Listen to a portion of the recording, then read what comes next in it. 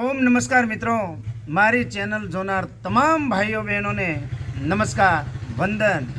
आज हूँ तमने एकदम सरल कसरत शीखवाड़ी अने आ कसरत जो नियमित तमे करशो तो तमारे कदाच वॉकिंग करवा न जवुं होय, घेर बैठा बैठा तंदुरस्ती मेळवी होय तो एना माटे खूब सरस छे। कमरनो दुखावो मटाडशे, पेटनी तकलीफो मटाडशे, वजन उतारशे અને શરીર એકદમ હલકું ફૂલ જેવું થઈ જશે।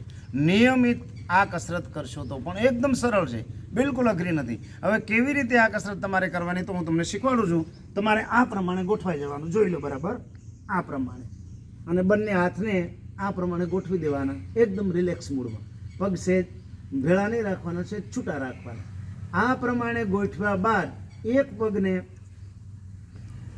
આ રીતે 3 4 5 થી તમે શરૂઆત કરજો અને આ બાજુનો જમણો પગ પાછો 5 વખત 1 2 3 4 5 આવી રીતે। પછી બંને પગ 1 2 3 4 5 આવી રીતે 5 વખત, એટલે 3 વખત તમે 15 વખત આ ક્રિયા કરી શકશો।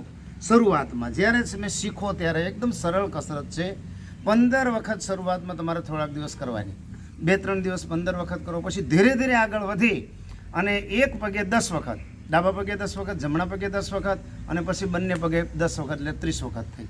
એવી રીતે 3 રાઉન્ડ કરવાના, 3 વખત 30, 30, 60 ને 30, 90 વખત નિયમિત આ કસરત કરશો એટલે તમે જબરજસ્ત લાભ એનો મેળવી શકશો। તમારું શરીર એકદમ હલકું ફૂલ જેવું થઈ જશે મિત્રો।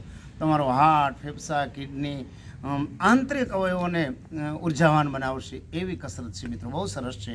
વજન ઉતારશે, કમરનો દુખાવો મટાડશે, પેટની તકલીફો મટી જશે અને ગેસ મટાડશે। કારણ કે મોટા ભાગના માણસો અત્યારે કમરના દુખાવા અને ગેસથી પીડાતા હોય છે, ગેસની તકલીફ પણ મટી જશે નિયમિત કરશો તો। સવારે નરણા કોઠે આ કસરત કરવાની અને સાંજે જો તમે આ કસરત કરવા ઈચ્છતા હોય તો જમ્યા પહેલાં આ કસરત તમે કરી શકો છો। 12 વાગે તમે જમતા હોય તો 5 કલાક પછી આ કસરત કરી શકાય અને સાંજે જમ્યા પહેલાં, સવારે પણ જમ્યા પહેલાં નિયમિત આ કસરત અપનાવો, તંદુરસ્ત જીવન જીવી શકશો મિત્રો।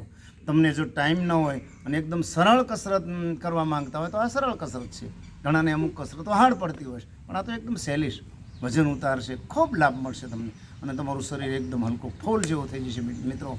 બહુ સરસ કસરત છે, આ કસરત કરી તંદુરસ્તી તમે મેળવી શકશો મિત્રો। અને આ વિડીયો તમને ગમે તો લાઈક કરજો, શેર કરજો, સબસ્ક્રાઈબ કરવાનું ભૂલતા નહીં મિત્રો। નમસ્કાર।